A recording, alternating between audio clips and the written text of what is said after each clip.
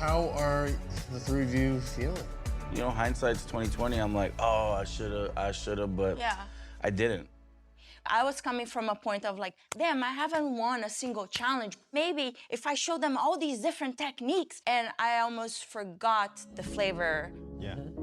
I'm definitely not as confident as I was when I first walked in here. You know, it felt like a little kid getting scolded in school. 100%. Yeah. I have to keep going, but I'm not feeling very motivated right now.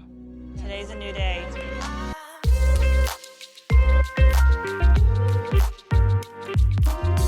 Welcome to the Eat Your Content podcast. I'm your host, Rich Herrera. This is your podcast for all things food and pop culture. Thanks for joining in. I am continuing my Top Chef episodic recap. We're on episode 4 here in North Carolina, and joining me as always, giving his professional insight and behind the scenes look into how Top Chef is and how it's filmed and what these chefs are going through. My guest co-host, Chef Corwin Hemming. Chef, thanks for coming back on. Rich, we ready to do it this week again? Week 4, big week. I need to come back. We are in week 4. We got a lot to talk about. Last Chance Kitchen premiered after this episode. We have a very Southern challenge, which I really loved. I felt North Carolina was really represented well. Not just really North Carolina, but the American South in general, I think, was represented really well in this episode. A Quickfire that I thought was pretty fun. A lot going on. We had Tristan guest judging, so a really great showing, Tristan, from your season. What did you think just overall of this episode, especially after the disastrous one from last week, where everybody was just kind of flailing around? I felt like this was an improvement. People were had a lot of self-reflection there at the beginning, but overall, what did you think? I think that all the chefs are, now that people are starting to get knocked out, they're realizing like you got to show up. Like there's no more room for error. Everybody's kind of, not wanting to face the music, even though somebody is going home. So everybody's kind of buckling in, but I'm eager to talk about what happened on this episode because there was a couple people who stepped up that we haven't seen step up yet. And there was a couple people who've been on the top that kind of struggled. So a lot to unpack here. Yeah, there was a lot of shifting. I would think in the quote unquote power rankings of our draft picks. A lot of people that have been kind of settling into the middle really stepped up this week. So yeah, let's jump right into it. Like I said, a lot of introspection at the beginning, a lot of imposter syndrome going on, especially from Sherry and her confessional. I think after having a rough week like last week, can you kind of see where these chefs are coming from? Like, gosh, I know I'm a good cook. What happened? I think overall, it's just they've got to learn how to cook to the challenge. That was apparent last challenge that nobody was dying anything the right way, or they weren't really leaning into the challenge as much as you should. And so I think some of everybody's talented. That's there. That's apparent, but it's some people are just getting it. So I think it's clear who really did their research and then who's a fan of Top Chef and who's been watching for multiple seasons and is coming with ideas that stick to what you're supposed to do when you're in the Top Chef kitchen. So overall, I think, Sherry definitely stepped up. She cooked a fantastic looking dish, potatoes in multiple different ways. So yeah, I'm eager to see what she does. I drafted her, so I need her to step up. You know what I mean? I need some points on the board. So I was glad to see her just start cooking well because we did talk about that a couple episodes. I'm eager to see her step up. I'm eager to see Anthony step up. So definitely. Yeah, so let's get right into the quickfire. As I said, Tristan from season 22, your season, was the guest judge. So it was good to see him again. He was also on my pod as a guest, episode 90. If you are interested in listening to that interview, if you're watching this on YouTube, there's a little thing floating around. Just click on that and you'll be able to see it. But the challenge was in honor of North Carolina's kind of first in flight moniker in the Wright brothers' home state of North Carolina. In teams of 3, they're going to create a food flight, like the play on words there, based on Josh Seller's collection of wine. So a 3-flight course to pair with 1 red, 1 white, and 1 rosé wine. And the dishes need to be cohesive but distinctly different. So the example given by Tristan was you can have a flight of sliders with different proteins. So the challenge was laid out, an example was given, and off to the races they went. So they divided into 4 teams. We have the green team, red team, blue team, and the cream team. So the green team was Oscar, Brittany, and Brandon. The red team was Jonathan, Duyen, and Anthony. The blue team was Justin, Jennifer, and Seeger. And the cream team was Rhoda, Sherry, and Lawrence. Let's talk about their flights. The green team did a seafood flight. Oscar did an arepa with Parmesan, creme fraiche, and caviar. Brittany did a seared scallop with plum sauce, and Brandon did a sourdough crusted grouper with dried fruits and nuts. Some of the comments made were this was just a very generic topic of seafood, and the dishes didn't really they weren't cohesive. They were supposed to be the same thing but distinctly different. Did you agree with that judgment from Tristan, or do you think, hey, a seafood flight is a seafood flight? You never know what the judges are looking for. Anthony knows Tristan, for example, so he was pretty critical. But in this seafood flight, it's like, what do the judges love? What's going to wow them? It was kind of an awkward challenge. You're in another team challenge. Yep, somebody gets a different type of wine. So what are we going for here cohesively? Because it is a team challenge, but it's not really. But somebody's dish has to stand out. I don't know. It's hard to tell because sometimes you have a good cook. You put up a dish, and you're like everything was seasoned perfectly sauce, and then you're not at the top, or the judges have critiques, and you're like, oh well, that's not how I thought this was going to go. So it's just really luck of the draw. I think some of the teams that get certain ingredients and certain challenges automatically have an upper hand, like depending on where you pick, especially when it's like these mystery baskets and a lot of things are out of your control. So it's tough, man. I was watching it. I'm like, this would have been a hard one. How do we make this work cohesively as a team of three? I don't know. Yeah, it was tough. I didn't catch it when he said, it was just a generic seafood flight and you had three completely different dishes that didn't really match up together, because I look at the Mhm. red team, who was one of the successful ones, and they decided to do a tome cheese flight. One Mhm. Jonathan did a grilled cheese to pair with a rosé. Duyen did roasted and fried sunchokes with a tome cheese sauce to pair with their chardonnay, and Anthony did a mushroom toast with seared ribeye and tome soubise to pair with the Mhm. merlot. Those are kind of three different dishes, and the only common denominator through there was that there was some tome cheese on it. So how Mhm. is I don't know. I couldn't reconcile in my brain why the seafood flight was too different, whereas the tome cheese flight was good. I don't know. You're a pro chef. What do you think was Mhm. happening there? I think that they, as a team, collectively stuck to their ideas a little bit better. They used the cheese, obviously, which is going to pair well with wine, but they also went in their own directions. They weren't scared to like make something that they wanted to eat and pair, and I think that that's why they had a little bit more success here. Yeah. The blue team also had a pretty good showing. They did an egg flight. So Justin with the Hmm. rosé wine did a braised artichoke, poached quail egg, and rosé mayo. Jennifer with the Cabernet Sauvignon did a soft scrambled egg with roasted grape verjus and croutons, and Seeger did a Pinot Grigio paired with poached peaches with Sauvignon. Hmm. Um, so egg throughout the whole thing. I thought the blue team looked really good. The Hmm. poached peaches, I liked that. Seeger went kind of in a dessert direction, so Hmm. he stood out and was different from everybody else. What did you think of the blue team there? That's the 100%, which exactly what you just said. You have to find ways to stand out. Doing desserts is hard in Top Chef Kitchen. Like you've got to, somebody always steps up to the plate and does it out the gate, and then like kind of does it better. But it's in everybody's thinking savory. We're all savory chefs. So Seeger, I think, obviously is heating up. He's starting to cook with intention that is going to get him noticed in the Top Chef Kitchen instead of struggling.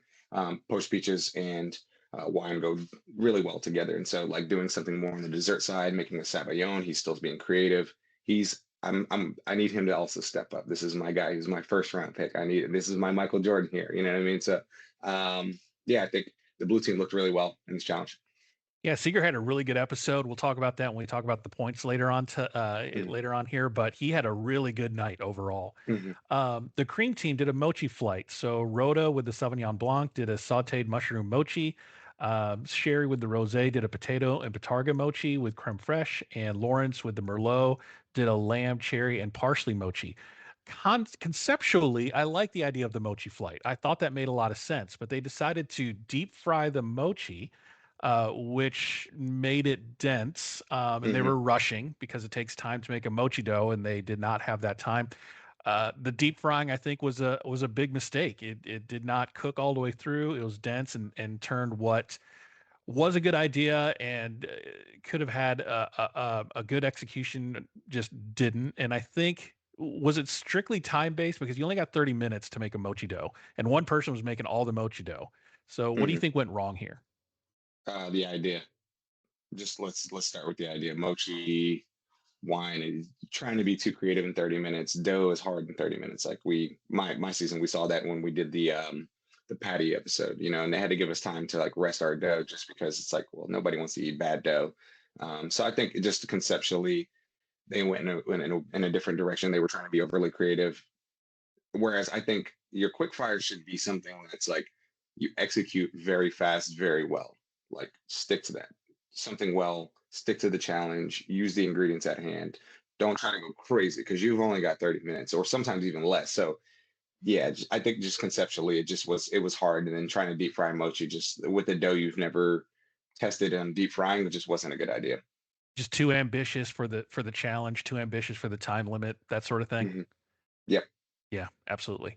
So let's talk about the least successful teams were the green team and the cream team. So green and Hmm. cream were the least successful. We talked about the green team already having they just didn't have a cohesive flight concept. And we talked about the cream team. When Kristen asked, whose idea was it to do a mochi flight? You knew like my heart sank when I heard that because somebody had to sheepishly raise their hand and go, yeah, that was me. So when you hear questions like that on Top Chef, it doesn't necessarily mean it's good or bad, but it is a very diabolical question. Like whenever I hear, "Did you mean to do that?" or "Whose idea was it to do this?" in a team challenge, those really make you rethink in an instant every decision you ever made in your life. But it's too late because they know, like the judges know everything. Nothing's gonna hide, nothing's gonna get past them. Kristen's been there. She fought her way out of LCK. She knows everything about what Top Chef is supposed to be from both sides. So if they're asking you probing questions, it's because either you did something really great or it's just was like, what are we thinking here? Like, why did we do that? And so yeah, Kristen knows. And so she's gonna ask probing questions. I think when they ask you those questions in the moment, and you messed up, it's like, oh man, all right, now I gotta like go explain myself. But sometimes that's a good thing. Like you can talk your way kind of back out of a hole a little bit. Don't don't admit, don't admit, because the judges don't know everything. Don't admit all your faults, but uh stand up to it. Like if they were like, if I was there and I was the one who made the mochi and came up with the idea, I'd be like, it was me. We wanted to be ambitious, we wanted to go for it, we wanted to do something creative and different. I'd have stood on it, but just fell short this challenge. Yeah, even in the elimination challenge, we'll talk about Brittany here in a second. But even Mhm. in the elimination challenge, when Brittany admitted, this is not what I wanted to do, Tristan whispered, "Don't say that." Don't admit that. Yeah, it's tell the truth of like what happened to you because that will save you. Like just be like, look, I had mechanical failure. That's what tanked me. Like blame it on the actual problem. Just don't be like, oh well, it didn't end up how I wanted. Well, clearly you had to use somebody else's mise en place. Like that's not what is gonna get you uneliminated, and I know what that's like, having equipment failure in the Top Chef kitchen. You're in these random kitchens that you've never been before. And it was a really small kitchen. Like I was watching this episode, like, why is everybody in the kitchen at the same time? It was like my first time. Why is everybody in the kitchen at the same time? This is such a small kitchen. Like, I don't know, but everybody's fighting for equipment. Sometimes you have an idea, you write a menu and you're like, oh, I want to use a bean chiton grill. And there's only two. And somebody else gets it first. And you're like, there goes my whole idea. Pivot very quick. Because Kristen also said that. She's like, you need to have a fail safe to your plan. You need to have a backup plan for when things hit the fan. You've got to be able to pivot and like get back in it very quickly, or you're just gonna look at the clock and there's gonna be 10 minutes left, and then you're just gonna be standing there with your food in your hands and you don't know what to do and you're panicking. Everybody else is still trucking away and they're doing their thing successfully or what looks like to be successful, and you don't know that, but you're on an island by yourself. I want to touch on one thing about this season that is really, it speaks to like the character of a lot of the chefs. They're not scared to help each other a little bit. I've seen it happen on numerous occasions where somebody's stepped up and outside of a team challenge. Like this is an independent challenge, even though there are team concepts within this. And these guys, more often than not, are like lending a helping hand if they have it.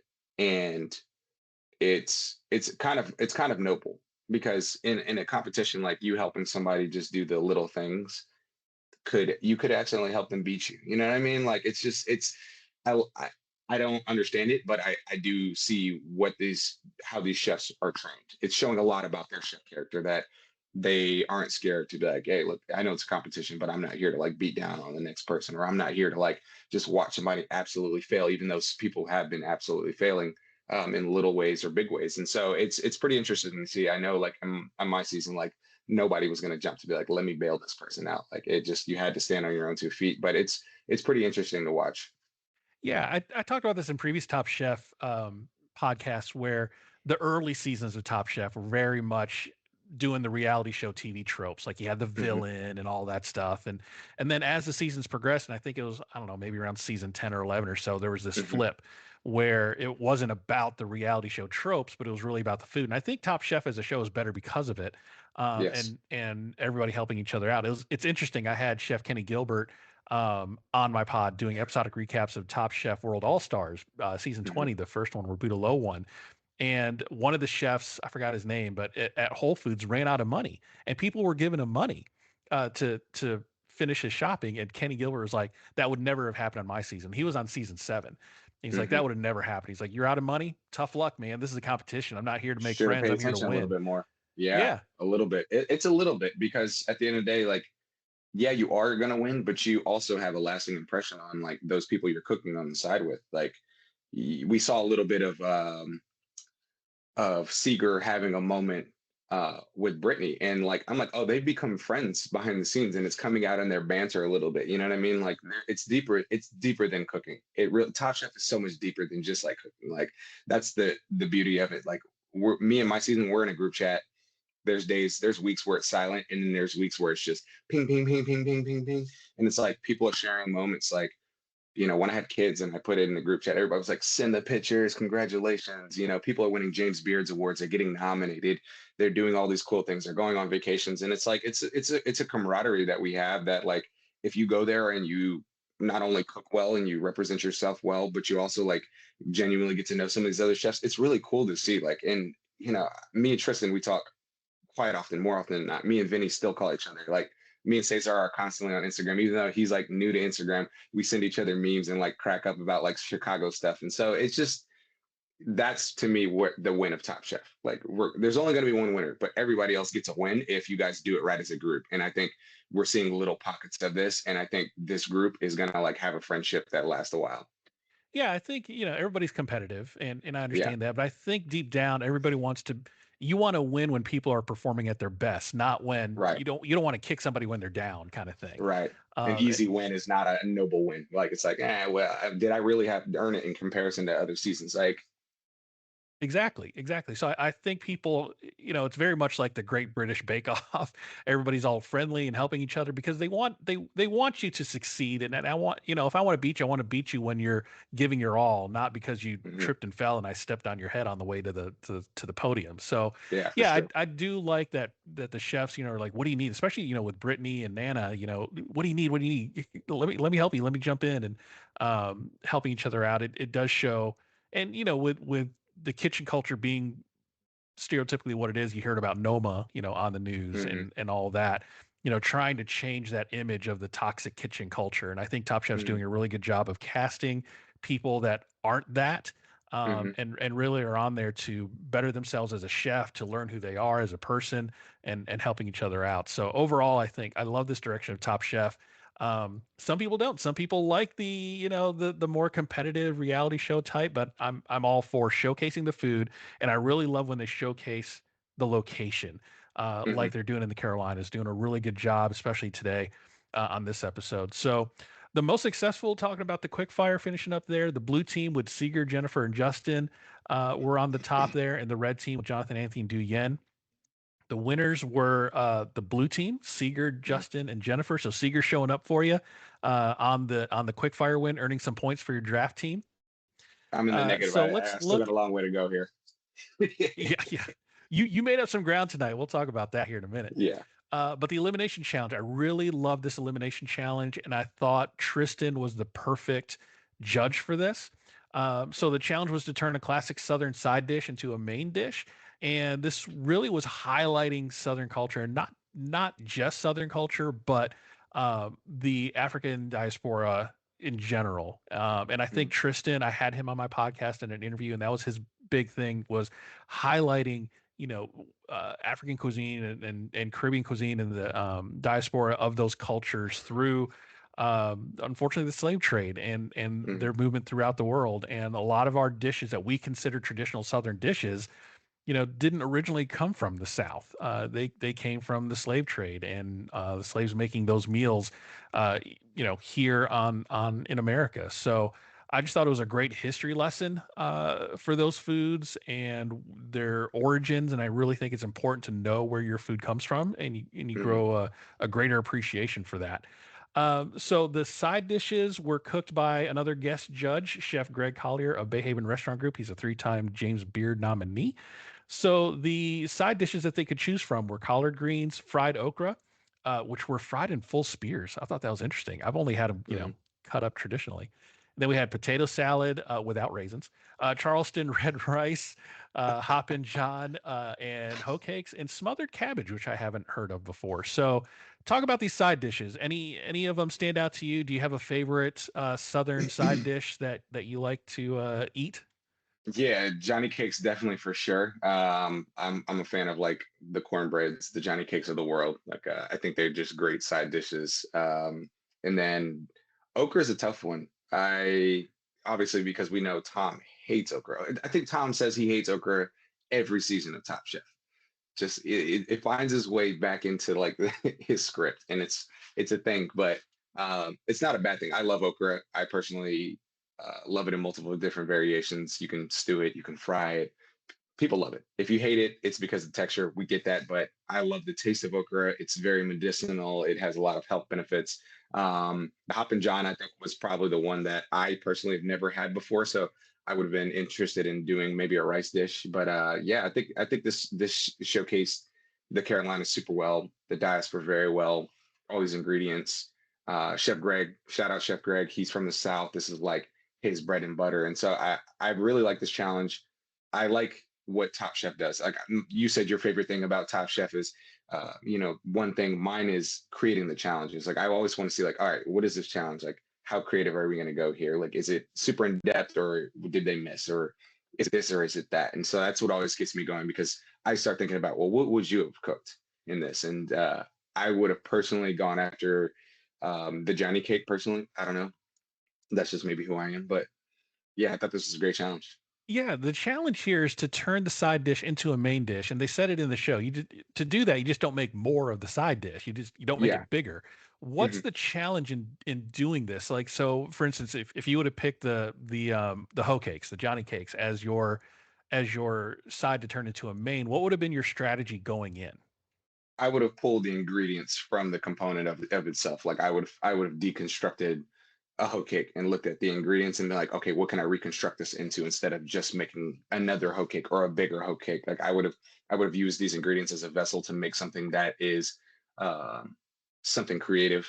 I would have turned it into something to go underneath something with a protein. But you got to think like, all right, how do I successfully do this challenge? For example, like in my season, we had to turn a dessert into a savory dish in one of our challenges, and me and Tristan were on the top in that one. We were actually side by side in our competition, but we had a figgy duff, and I was like, I'm gonna take all the things that are figgy duff. It's jerk, like it's baking spices, it's flour. I'm gonna turn it into a fried chicken. So I like marinated chicken and jerk that I made, and then made a barbecue sauce out of like the raisins and with miso. And you just got to like get out the box. Like you got to just blow it up and give the judges something they've never seen before. And so I would have completely tried to deconstruct it and turn it into something else. And then I would have made the focal point of protein where you get reminiscence essence of a Johnny cake or a hoe cake or some type of cornbread. And that's kind of direction I might have gone in there. So you just think about what are the individual ingredients that make this thing the thing, and Mm, then transforming it so that it is different, looks different, but when you taste it, is not different, hmm and just does a reimagining of that side. Yeah, that's definitely a good. I was thinking the same thing, deconstruction. Like you just break it apart, put it back together to hmm figure out what that is. The smothered cabbage side dish. I want to talk about that one for a second. I have not had that before. Have you ever had smothered cabbage? It looked good, I and have. everybody seemed to love it on the show. Mm, I do. It's there's ways to do it wrong. We saw one of the chefs had served like the whole like wedge of cabbage, and I think that that is a very difficult way of serving uh, any type of side turn into an entree because you're just making it bigger, and it's not really you're not really transforming it unless you go with you add protein to it, you add meat to it. It's also very difficult to get it to cook consistently. You buy 10 heads of cabbage and you split them all and you char them all. They have different water contents. They're going to eat differently. You need to like season some heavier. Like it's just a really hard way to like make a dish. I think that that moment had a time in cooking where everybody was like taking like a whole eggplant and serving like a whole eggplant on a plate, taking a whole like honey nut squash and serving a whole honey nut squash. I feel like it had a moment in cooking maybe like 7, 8 years ago that people are kind of like some people are still kind of doing, but I just don't think that that's like a smart way of cooking something. I think you need to cook things a certain way so that they still have, you know, their crunch element to them, but you can also get seasoning into them, but it's also feasible to eat. Now you're like serving a plank with like a steak knife. It's just, I don't know. I'm indifferent to it. Yeah, yeah. So let's talk about the okra for just a second because everyone knows that Tom doesn't like okra, and then Tristan And speaks up and Tristan. says, "I don't like okra either." But Hmm. Seeger Hmm. steps up and goes, "You know what? I'm gonna do okra." And they even gave Hmm. him it out. They said, "You don't have to pick okra." They didn't force okra on anybody. They said, "You can Hmm. pick anything else. You don't have to pick okra. Two chefs can pick the same thing." They were real flexible. They were really like, "Okay, you don't want to put yourself already on your back foot by having to cook okra for people that don't like it." But Seeger stepped up and chose it. At first, I saw it, and was like, "That's certainly a choice." I was like, "That's one way to go." I mean, when you saw Seeger step up and take the okra, being your number one pick, were you like, "Oh no"? Bold move, Cotton. Classic. Like, all right, let's see what you can do. I also think that there's uniqueness there. It's you're having some gall about you, and you're taking a chance. Like, because you know, like, what's the worst? They hate it. Great. That's the bottom of the bar. They hate it. But if I cook a good dish, maybe I don't win, but maybe I don't lose. That's the bar. That's a smart strategy to go with sometimes. I remember Tristan served Kristen raisins in our season. And I was like, why would you do that? She hates raisins. She said it. I hate raisins.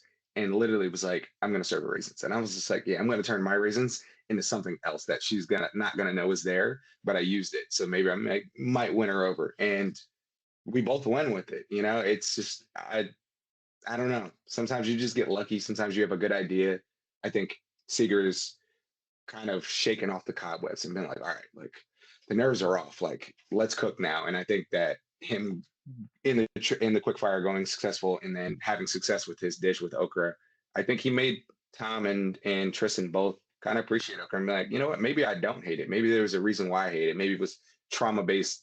My parents stuffing okra down my face as a kid.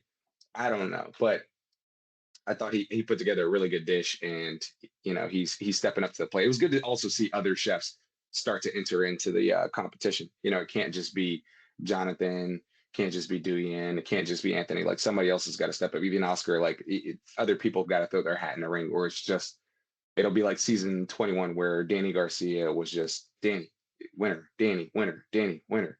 And it's like so at some point in time, somebody else has to like do this. Like you guys are here. Like, are you guys not competitive enough? Are you guys not strong enough? Like, do something. Like, make adjustments.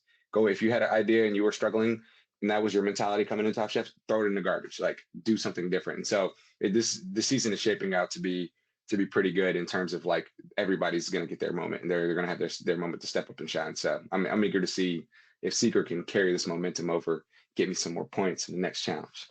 I mean, he is coming in with a lot of momentum. He's leaving episode 4 with two big wins under his belt, basically swept the episode, Hmm. and carrying that over to the next day. As as you were saying before, these cooks, it feels like a week apart, but you're doing a challenge every day. So he's still fresh off of that win, riding that high, going into the next day for whatever Hmm. challenge comes next for episode 5. So they're cooking at Fine and Fettle, one of Greg's restaurants, and they're not only cooking for the judges, but they're also cooking for 40 diners in 90 minutes. That's a tight timeline. Even for me, I was like, that's diabolical. 90 minutes. What'd you think of that time limit for the amount of people they had to cook for? It's so once again, this is where like I'm gonna give the Top Chef cast kudos. There's a way in which they do it. it's not just like, oh, put everything up. It's like it's methodical. They have a system. If you're this team's going first, this team's going second. So you'll go in the first half of the 90 minutes, this team goes to the back half of the 90 minutes, and then vice versa. While this team's serving the judges, you're serving the dining room, and vice versa. So they have their ways of doing things that make sense. It's not just the all out like, free for all. It's very well thought out. You get to cook your dishes and focus on like getting your mise en place ready, but it is tight. You gotta pay attention to the clock. You gotta have your mise en place ready, and you gotta go for it. And so it's 90 minutes, hour and a half, I think is a good amount of time. You can conceptualize something, you just cook in a bigger batch, and you got to go. You got to move quick.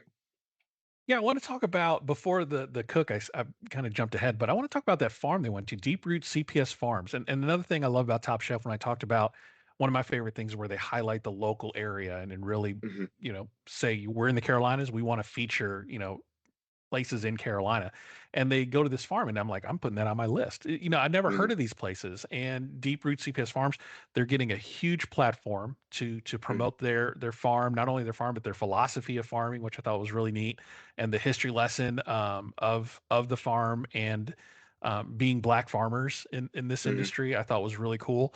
And I think Top Chef does a really good job of like putting on, tourist lists for people and bucket list things for people like Wisconsin. At first I was like, Wisconsin, that's not really a foodie town, but there they go to the largest farmers market in the country. And I'm like, okay, I want to go there now. Hmm. So, what did you think of the farm? I saw mushrooms growing on a log, which is pretty cool. Hmm. I've seen, industrial mushroom farming like in a controlled environment, but in a log outside, this is very like organic, very rustic. What did you think of the farms and the owners there? Nature is healing. Nature heals all. Like it's getting back to the roots, getting back to the square roots of like what cooking is going back to like what's coming out of the earth. And black owned farming is not a new thing. I don't think it's a trend. I think we're getting back to our roots in seeing more black farmers because, you know, we make up so little of the national farmers, and there's an equity that is gate kept us out of getting back into farming, as we saw, like, even through slavery, we were responsible for tilling the land. And then, uh, you saw sharecropping have its moment and what that did to the economy. And we've always been invested in farming as Black and Brown people, no matter where you're at, whether there was a slave trade or not. This is like a part of who we are. And it shows a richness of the earth and that. And these Black farmers in North Carolina they're doing things sustainably, and which I love. They're some of the chefs were like, I want to use all the scraps. That's they soaked up something from that farm. It gave them a new perspective on like how to cook. And so, you know, it this season they're sticking to the Carolinas very well, and I love it for that. It's shaping out to be a good season in terms of like how they're doing this, and it's putting the Carolinas on the map. Yeah, and being able to source your ingredients from a local vendor. I mean, Mhm. a lot of restaurants nowadays are just basically who could cook Cisco food the best, right? But as Oh a man. but as a chef, to be able to get those types of fresh ingredients is going to be that differentiator between you and all the other restaurants. I mean, yeah, it might cost a little bit more, but I always get discouraged when I go to like a maybe like a higher end restaurant and I see the Cisco truck parked outside. And I'm like, oh Mhm. man, like what are we doing? They're probably just getting like, I mean, you would hope that those higher end restaurants are just getting commodity goods at a cheaper price, like bottled water or salts, sugars, flours, etc., versus like, let me go source my entire product guide from Cisco. Those are more for like the chain restaurants that have things locked in versus um, your small boutique restaurant is probably attached to a farm. And that's the hardest part, especially when you're in an inner city. Like imagine being in New York City and being like, we need a farm. What? Where are these farms exist? We got to go upstate to the Hudson Valley. We got to go outside of the city limits. We got to drive to Jersey. We got to find somebody who's willing to partner with us. We got to see what they're able to grow. Do they even have a greenhouse? Can they even grow in the wintertime? Like it's so many variables that like could make or break your food program if you don't do it right. And so I think like if you're gonna partner with a farm, which I think is an amazing idea, and like it's something I want to do, you need to like look at a lot of different variables and be like, all right, what direction are we gonna go in? In summertime, what are we gonna highlight? In the fall and the winter, what are we gonna highlight? Can they grow us like hybrids, specialty things?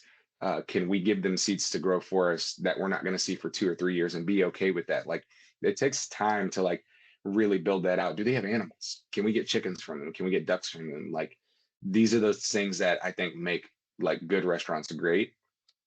And if you can get it right, but you need a farm.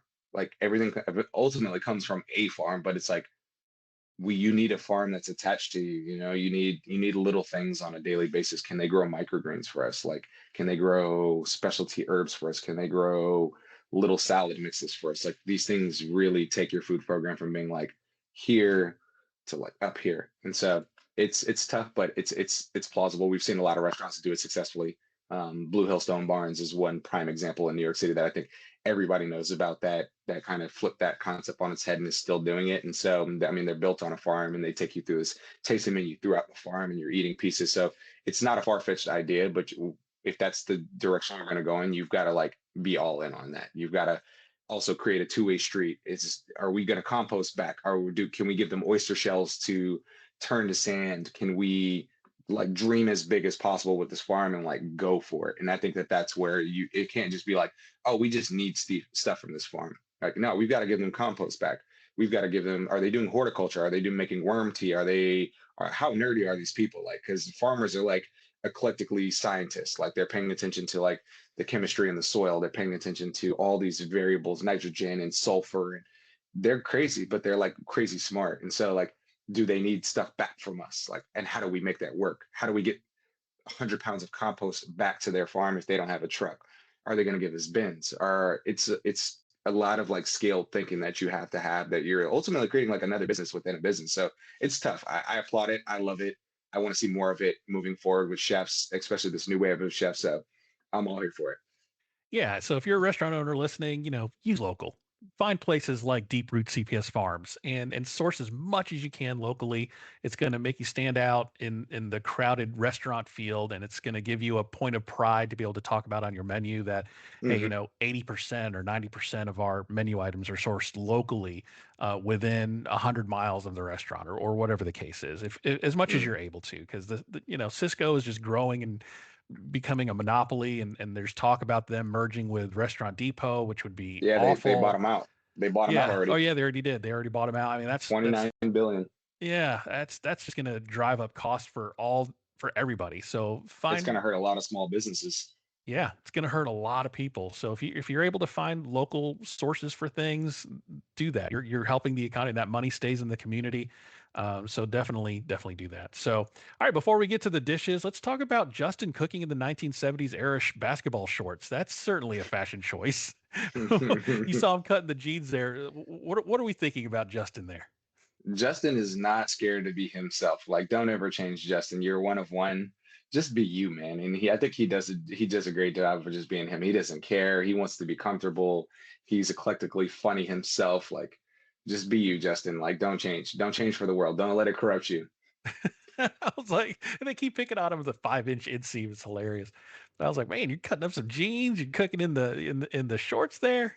That's just buy some, but also just buy some shorts. You don't have to cut your jeans. Just buy some shorts. Like he had to pack his suitcase, right? What are you doing? he bought a pair of jeans and wore those for multiple times and said, I don't want to cook in these. They're too scratchy. I'm going to cut them off. So, hey, man, to each his own. That's his. Me, I'm not a fan of like the shorts in the kitchen, like spilling stuff, hot grease on your leg. I'm okay, but that's him.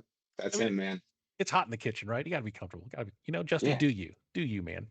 I'm bald, like I sweat, so like I don't have any hair to stuck mine up. So I have to like in those moments I got to put something on my head, hat, bandana, where you're just like looking crazy. I get it. I get it.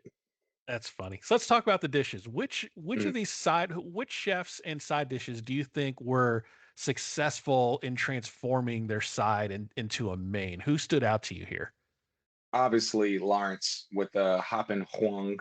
I thought him and Oscar were hilarious with the hoppin Juan and hoppin Huang. I thought the Chinese clay pot idea was great. And then you also heard Kristen ask some questions like, how did you ensure that everybody got the crispy rice and not just the rice on the top?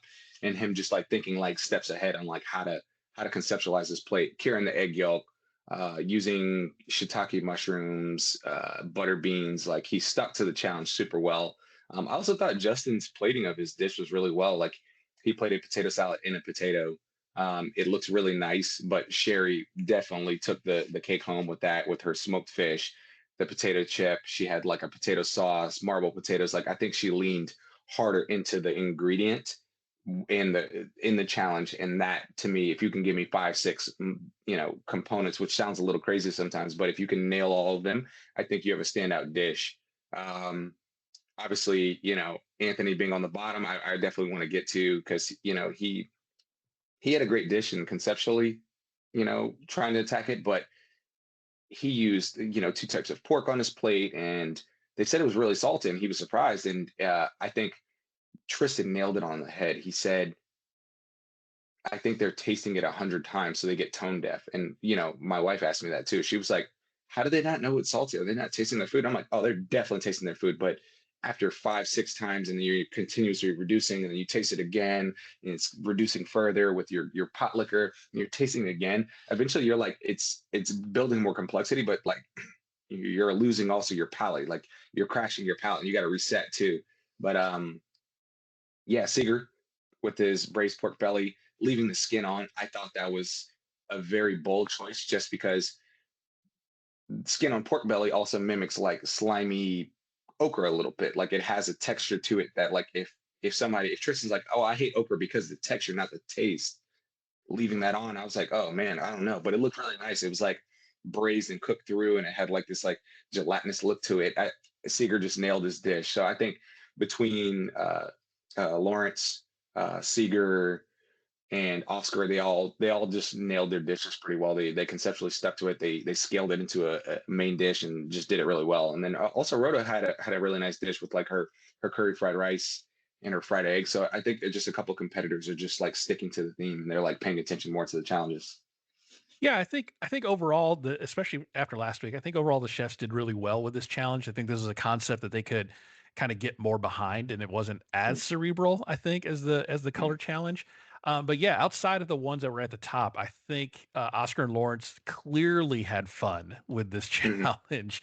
Hoppin Huang and Hopping Huan, Hmm. hilarious, and clearly they had fun. And when you have fun in the kitchen, it shows in the food, and it shows in the presentation. And yeah, Lawrence's crispy rice. I love crispy rice. I love a good Hmm. hot pot type of rice, and I would have loved to have eaten that one.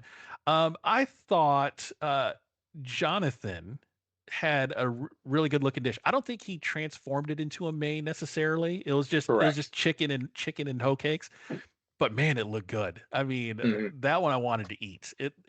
And the judge that said this is a good hangover food was clearly right. I mean, that is definitely something you eat after a Saturday night out. That's what you have for brunch on Sunday morning to clean all that out. But it looked good. I just don't think it was a main, and I think that's what cost him from being on the top. He was fine in the middle. I think he was definitely a safe dish, but that's the Hmm. dish that I thought I want to try that that one because Yeah, for sure. it looked good.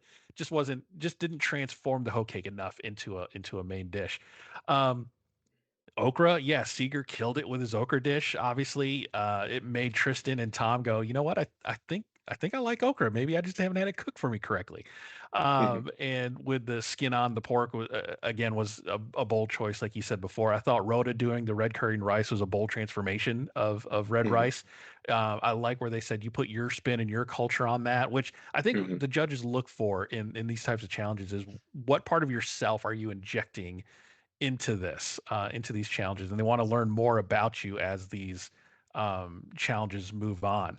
But yeah, kind of talk about some of the ones that were on the opposite end of that. I think Brittany, unfortunately, let's talk about her for just a second.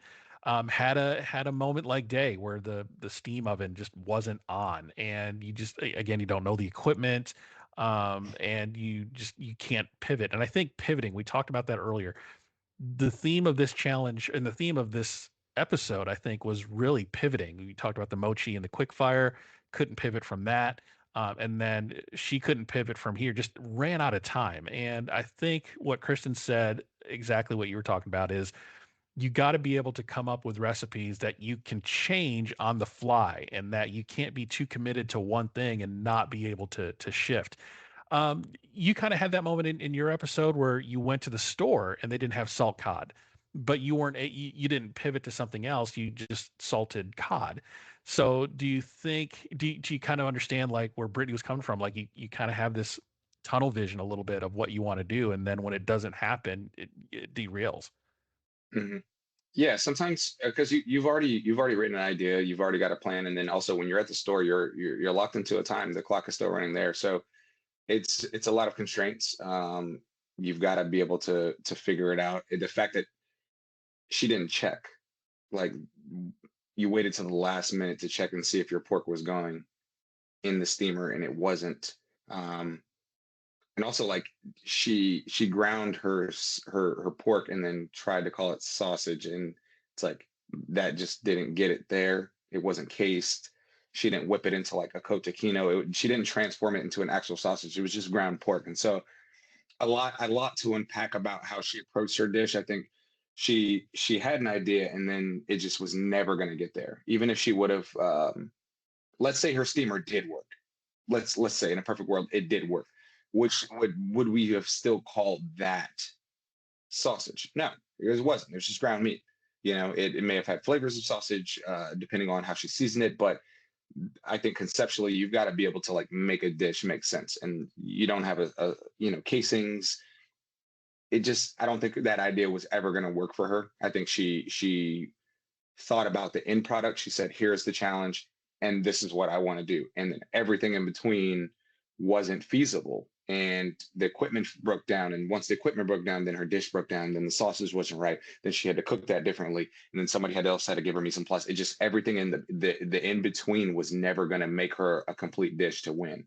And I think that that's where you've got to come up with the dish very fast. You've got to go to the store or shop. You've got to execute it. Something doesn't go right, you still have an out, and that's where I think she wasn't thinking the middle. This is where you've got to go and execute right here.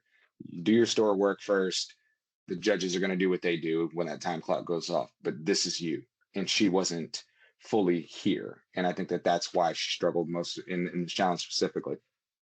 Yeah, and like you said, had she finished it, had the steam oven worked, I think texturally it all would have been one texture. I didn't see her Yeah. preparing anything for a textural contrast. It would have just been soft on soft with a Hmm. sauce. And I don't know even then if it would have won. But with steam ovens, I mean, assuming it was preheated or whatever, I've never worked with a steam oven before.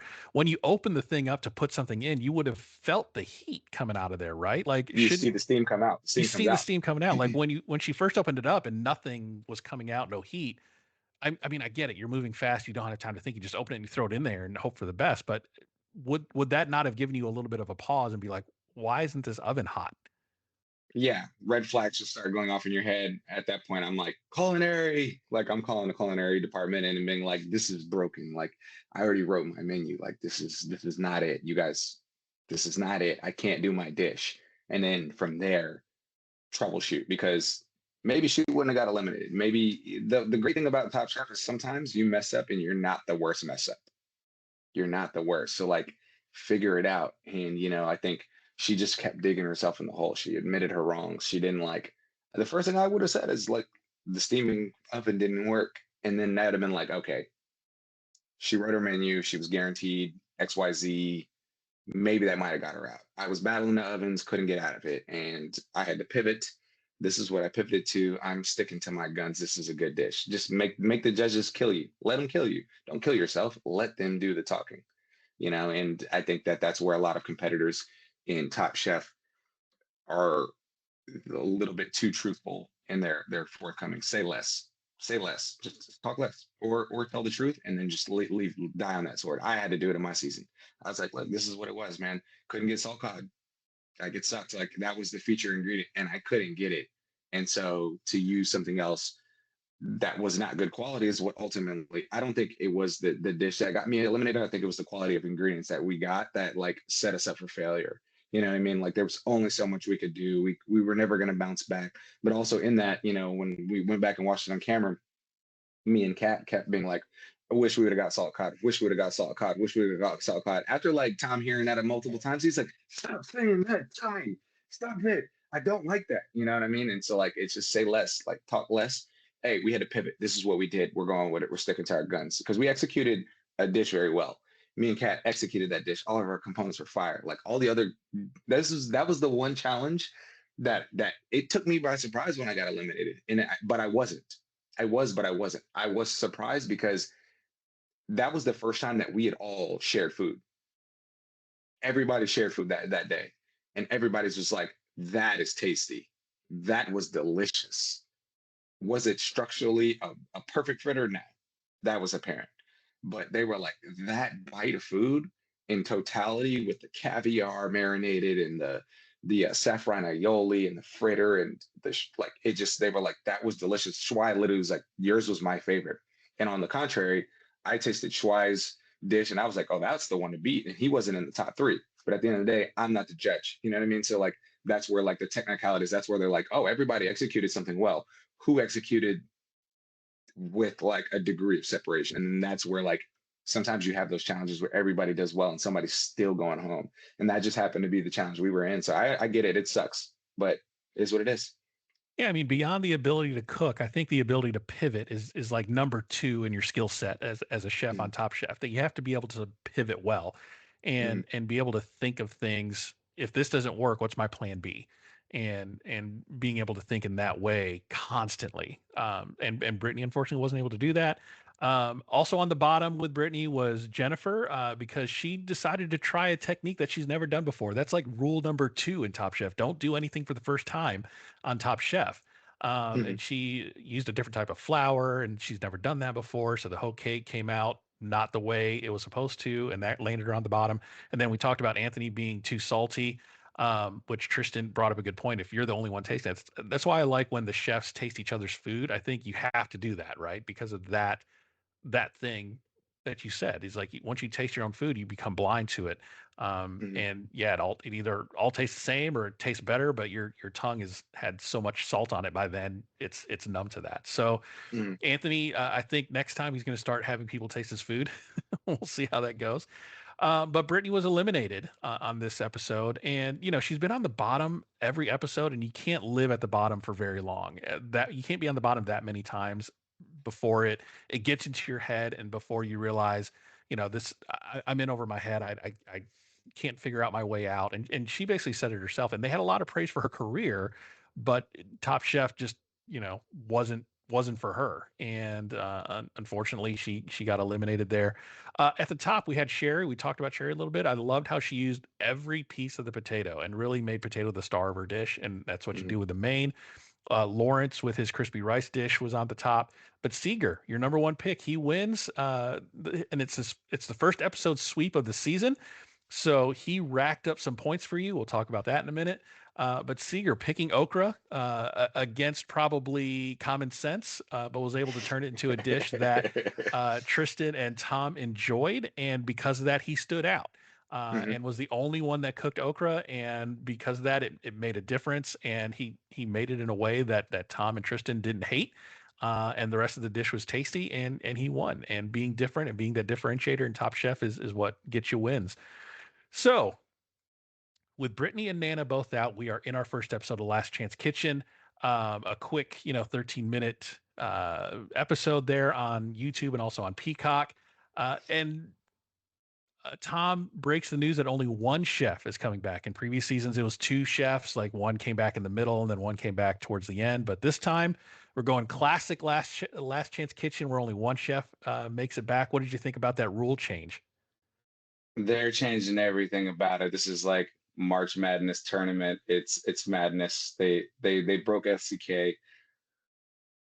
I don't know how this is going to work. Like how many weeks, how much longevity, like at what point is LCK cut off? But also if you're first in, you have it the hardest. If you're Yeah. last out, you kind of have it like I just got to go back in and just beat that one person one day. It that's tough. I don't know. I think Nana going into LCK, Brittany going into LCK, if they're going to win out, they've got to beat a lot of people. And instead of having two rounds of a tournament and one person gets to come back in and then a second person gets to come back in, you have like it's a longer tournament. So if I'm up first and I make one little mistake, I'm out. You know what I mean? Yeah. So if you're not familiar with Last Chance Kitchen, how that works, eliminated chefs go into Last Chance Kitchen, and it's a King of the Hill format. Winner stays, loser goes home, and then they just keep going. So just what you were saying, if you're the last one out, last one eliminated on Top Chef, you have the advantage of only having to cook one, maybe two times to make it back into the competition. But Nana has a long road ahead of her Hmm. through this Last Chance Kitchen. So it's Nana versus Brittany. They come in. Tom's cooking a meal, and he made a braised red snapper with rosemary, lemon vinaigrette, and eggplant. And he tells the story of going back to basics and putting himself in his food. And that's the challenge. Make a plate of food. Just make a good plate of food. Put yourself on a plate. You got 30 minutes. And Tom said to do well in Top Chef, you have to find yourself and do your thing. And I think that's the commonality with all the winners of Top Chef is they figured out who they were in the competition, and then leaned into it like Tristan did in your season, leaned into what he did as a chef with highlighting African cuisine and putting it on the map and exposing people to food that they've never had before and being that differentiator. And Buddha just being the technical genius that he is and just out technicking everybody on his episodes or on his two seasons. That's who he is as a chef, highly technical, highly advanced. So every winner had that kind of finding themselves moment during the season. So the dishes, Nana made a pan-seared salmon with a tomato salad and curry sauce. Tom said the salmon was nicely cooked and liked that cheese tomato two different ways. It was on the verge of being too salty, but not quite there yet. And Brittany did a pan-seared halibut with grilled corn and tomato panzanella. The halibut was cooked nice. The corn salad was refreshing and a nice lemon flavor. He said he would have liked the panzanella to soak up some of that sauce as opposed to being a crouton. So both dishes were looked really good. And Tom even said himself, if you were cooking like this, you probably on the main competition, you probably wouldn't have been kicked out.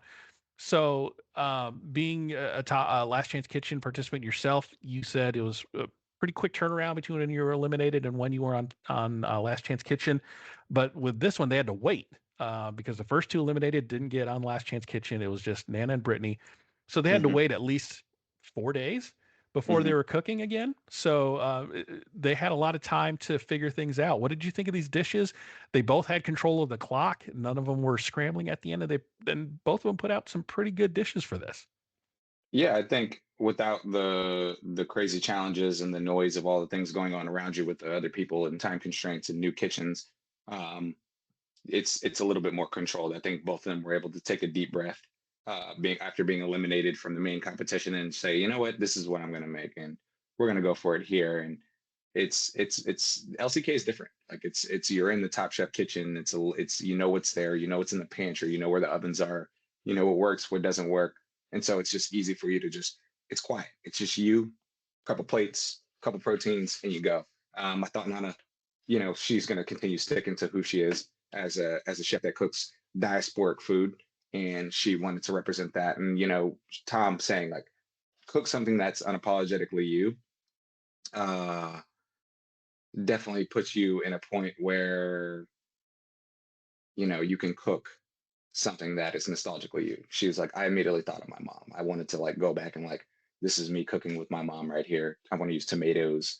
I want to make something spicy. And I think that ultimately is what's going to get her success. And if she's going to cook out LCK, she's got to nail her dishes every time. She's got to beat the clock. I think the challenges are going to get progressively harder, so that's going to throw some monkey wrenches in there, and then we'll see how she does. But Nana got the win. I'm glad. I knew she could do it. She knew she could do it. She bigged up herself, and I'm eager to see who she takes out next. Yeah, Nana gets the win. Brittany is eliminated. So she's going to be in the peanut gallery with other eliminated chefs. I do like that part about Last Chance Kitchen. It seems pretty much like they're cooking with their hair down a little bit, and there's Mm-hmm. some banter going on back and forth. So that'll be fun to see. But yeah, Nana moves on. So she's still scoring points for you in Last Chance Kitchen. But yeah, both dishes look really good. Tom had a hard time picking. Basically, Brittany went home on a panzanella, Mm-hmm. and that was it. So we were talking about degrees of separation, like you were saying.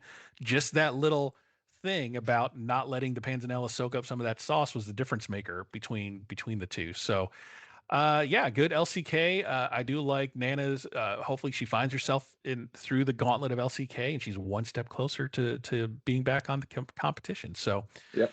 let's talk about the points. You did really well on because of Seeger. Seeger, when we talk about the points, Seeger had a sweep.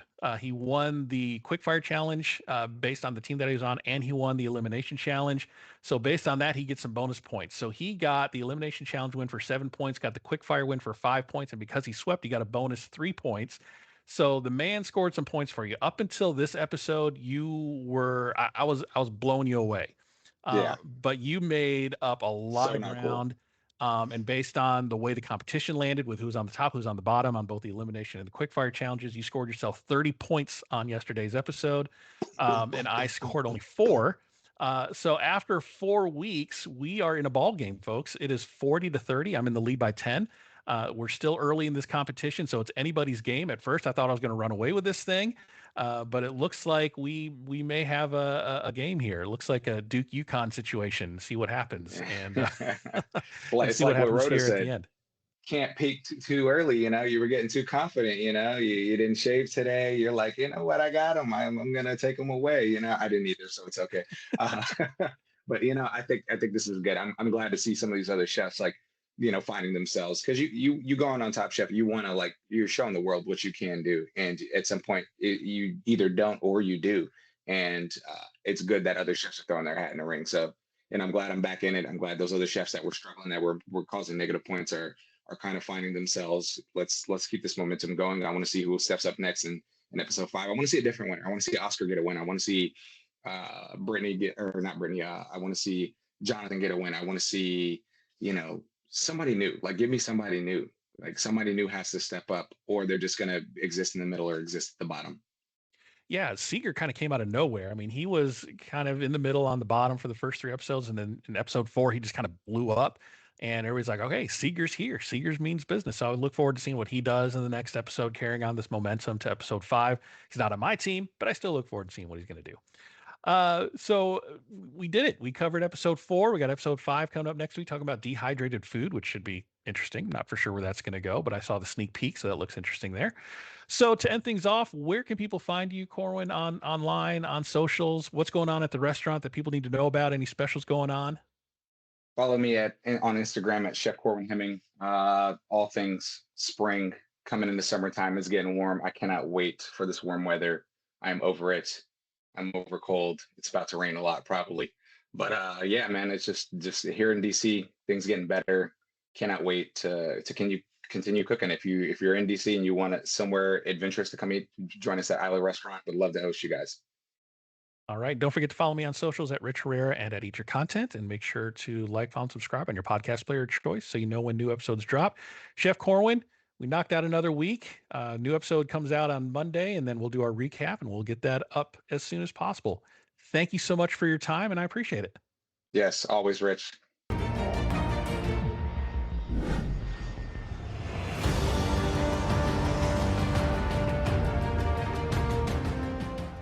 Thanks for listening to Eat Your Content. If you like what you hear, please consider supporting the podcast through my merch store on TeePublic. Get great quality items like t-shirts, hats, mugs, and more, all sporting the vibrant Eat Your Content logo. Go to teepublic.com/user/eatyourcontent for more great items, and thanks for your support.